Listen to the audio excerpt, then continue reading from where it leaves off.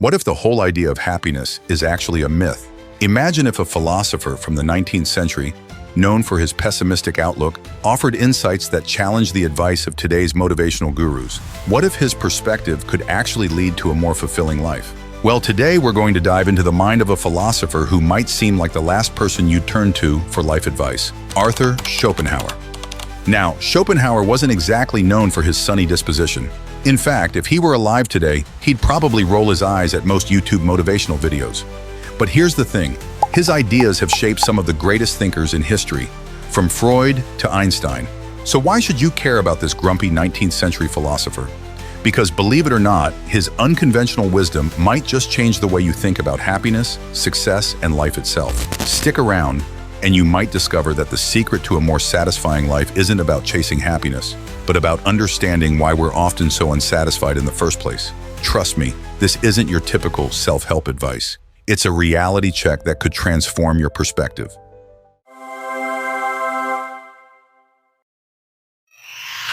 Now you might be wondering, who's this Schopenhauer dude, and why should I care? Well, imagine a philosopher who's basically the opposite of every motivational speaker you've ever seen. No live, laugh, love here. Instead, think, life is tough, deal with it. Sounds depressing, right? While this might sound depressing, his ideas might actually be more helpful than you'd expect. Let's start with a problem we all face, the constant pressure to be happy. In today's world, everywhere you look, there's someone telling you to choose happiness or manifest your best life. It's exhausting, isn't it? And when you're not feeling on top of the world, you might think there's something wrong with you. This is where Schopenhauer comes in. He'd probably look at all these motivational speakers and roll his eyes so hard they'd fall out of his head. Why? Because he believed that life is fundamentally full of suffering and that true happiness is pretty much impossible to achieve. Now, before you close this video thinking it's too depressing, hear me out. Schopenhauer's view might actually be more freeing than you'd think. Let's break it down. Schopenhauer believed that life swings between pain and boredom. When we want something, we're in pain. When we get it, we're briefly satisfied, then bored, and the cycle starts again. Sound familiar? Think about the last time you really wanted something. Maybe it was a new phone, a job promotion, or a date with someone you liked. Remember how you felt before you got it? That mix of excitement and anxiety, right? Now think about how you felt after you got it. Was it as amazing as you thought it would be? Did that feeling last? For instance, last year, I desperately wanted to upgrade my old laptop. I spent weeks researching the best models, reading reviews, and imagining how much more productive I'd be with a new device. When I finally got it, I was thrilled. For about a week. Then it just became my new normal. Have you ever achieved something you've long desired, only to feel a sense of emptiness shortly after? Take a moment to reflect on a recent accomplishment and how it made you feel. This is what Schopenhauer was talking about. We're always chasing after the next thing, thinking it'll make us happy. But once we get it, the joy fades pretty quickly. Now, let's compare this to what modern motivational speakers say. Take someone like Tony Robbins, for example. He's all about setting goals, visualizing success, and pushing yourself to achieve more. And there's nothing wrong with that, really. But there's a catch. When you're always focused on the next big thing, you're never satisfied with what you have now. It's like being on a treadmill that never stops. You keep running, but you never really get anywhere. Let's look at a real-life example. Imagine two people. Let's call them Alex and Sam. Alex follows all the motivational advice. He set big goals, visualize their success, and work hard to achieve them. Sam, on the other hand, takes a more Schopenhauer-like approach. He accepts that life isn't always great and to focus on finding small moments of peace. Fast forward 5 years, Alex has achieved a lot of their goals. He got the promotion, bought the house, and found the perfect partner. But he's not as happy as he thought he was. There's always another goal, another thing to achieve. He's stressed, always worrying about the next big thing. Sam, meanwhile, hasn't achieved as much in terms of traditional success. But he's learned to appreciate what they have. He finds joy in the little things, a good book, a walk in the park, talking to a friend. He's not ecstatically happy all the time, but he's content. Now, I'm not saying we should all give up on our goals and become pessimists, but maybe there's a middle ground here. Maybe we can learn something from both approaches. Schopenhauer suggested that instead of chasing happiness, We should aim for a life free from pain. He believed that the key to this was to limit our desires and find satisfaction in simple things. In other words, lower your expectations, and you might just end up happier. This might sound like giving up, but it's not. It's about being realistic. Life isn't always going to be amazing, and that's okay. By accepting this, we can actually reduce our suffering. Let's go back to our examples of Alex and Sam. Alex is always striving for more, always pushing themselves. And sure, he achieves a lot, but he's never satisfied. There's always another mountain to climb. Sam, on the other hand, has learned to find peace in the everyday. He still has goals and ambitions, but he's not tied to them. If he achieves them, great. If not, that's okay too. He learned to enjoy the journey, not just the destination. Now you might be thinking, but isn't it good to have goals? Don't we need motivation to achieve things? And you're right, we do need some level of desire and ambition to get things done. The trick is finding the right balance. This is where we can maybe learn from both Schopenhauer and modern motivational thinking. We can set goals and work towards them, but we don't have to tie our happiness to achieving them. We can strive for success while also learning to be content with what we have right now. Now that we've explored Schopenhauer's ideas about desire and satisfaction, let's apply this thinking to a modern context that affects many of us daily: social media.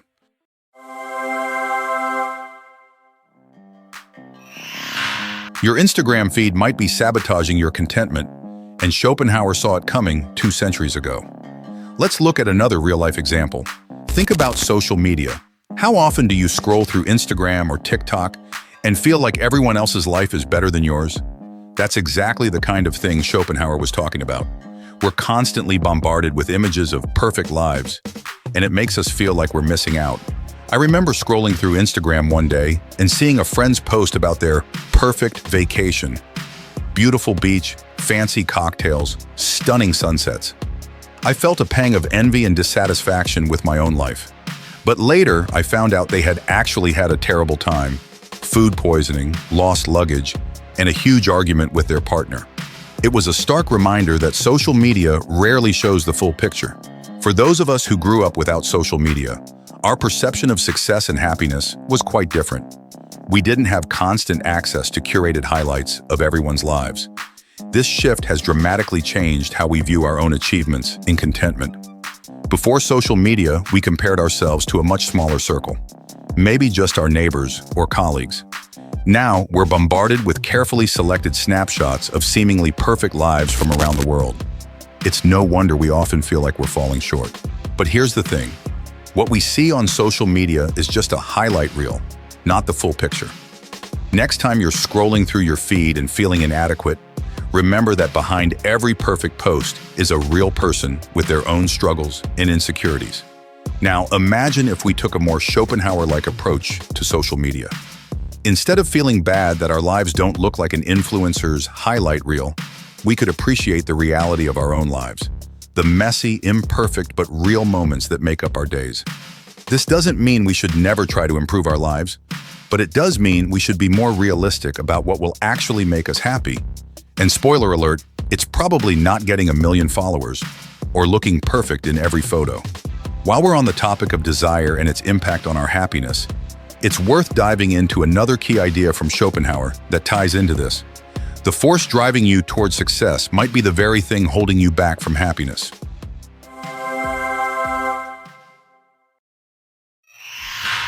Let's talk about another big idea from Schopenhauer, the concept of the will. He believed that we're all driven by a kind of blind, unconscious force, the will to live, which influences our desires and actions. This will is what makes us strive for things, even when those things don't really make us happy. Now compare this to what a lot of motivational speakers say. They often talk about willpower and determination as if they're always positive things. If you want it badly enough, you can achieve anything. But Schopenhauer would say that this kind of thinking is exactly what leads to suffering. Think about the last time you pursued something with intense determination. Did achieving it bring you the satisfaction you expected? Consider writing down your thoughts on this in a journal. This cycle might remind you of the midlife crisis phenomenon. Remember when getting that sports car or taking that exotic vacation seemed like it would solve everything? How did that work out? Think about it. How many times have you wanted something so badly, only to find that getting it didn't make you as happy as you thought it would? Maybe it was a job you thought would be perfect, or a relationship you were sure would complete you. But once you got it, you realized it wasn't all you'd built it up to be. Many of us have been climbing the corporate ladder for years, but how many times have you reached that next rung only to find it wasn't as satisfying as you thought it would be? This is what Schopenhauer was getting at. Our desires often lead us astray. We think we know what will make us happy, but we're often wrong. So what's the solution? Schopenhauer suggested that we can find some relief from this constant striving through art, music, and philosophy. These things, he believed, could give us a temporary escape from the endless cycle of desire and disappointment. Now, I'm not saying we should all become hermits and spend our days contemplating the meaning of life. Although, if that's your thing, go for it. But maybe we can take something from this idea. Maybe we need to spend more time doing things just for the sake of doing them, not because we think they'll lead to some future reward. Let's shift gears a bit and look at how Schopenhauer's ideas might apply to something more lighthearted, our hobbies and pastimes. Your childhood self might have been wiser about happiness than you are now.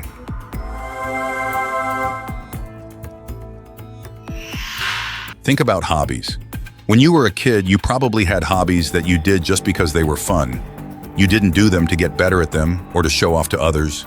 You did them because you enjoyed the process. When I was a kid, I loved drawing. I'd spend hours with my crayons, creating wild, colorful scenes just because it was fun. I never once thought about whether my drawings were good or if I could sell them. Now, as an adult, I catch myself hesitating to start a new hobby unless I think I can monetize it or add it to my resume. It's a stark contrast to that childlike joy of doing something purely for its own sake. When was the last time you did something purely for the joy of it, with no expectation of reward or improvement? Schopenhauer might argue that this kind of simple, expectation-free enjoyment is a rare glimpse of relief from the constant striving of the will. It's in these moments that we might find a temporary escape from the cycle of desire and disappointment. But as adults, we often lose that. We turn everything into a potential side hustle or a way to improve ourselves. We can't just enjoy painting. We have to become good enough to sell our art. We can't just enjoy running. We have to train for a marathon. What if we took a more Schopenhauerian approach? What if we did things simply for the joy of doing them, without any expectation of reward or improvement? It might seem counterintuitive, especially if you're used to the hustle culture mindset, but it might actually lead to more satisfaction and, yes, even happiness. Schopenhauer emphasized the value of contemplation and intellectual pursuits as a way to temporarily escape the relentless drive of the will. In our modern rush to achieve and acquire, we often overlook these moments of quiet reflection. Whether it's losing yourself in a book, pondering a work of art, or simply sitting in quiet meditation, these activities offer a brief respite from the constant striving that Schopenhauer saw as the root of our discontent. It's in these moments of detachment from our desires that we might find a glimpse of the peace he believed was so elusive in life. Now, I'm not saying Schopenhauer had all the answers. His philosophy can seem pretty gloomy if you take it to extremes. And there's definitely value in setting goals and working to improve your life. But maybe we can find a balance between the relentless positivity of modern motivational speaking and Schopenhauer's acceptance of life's difficulties.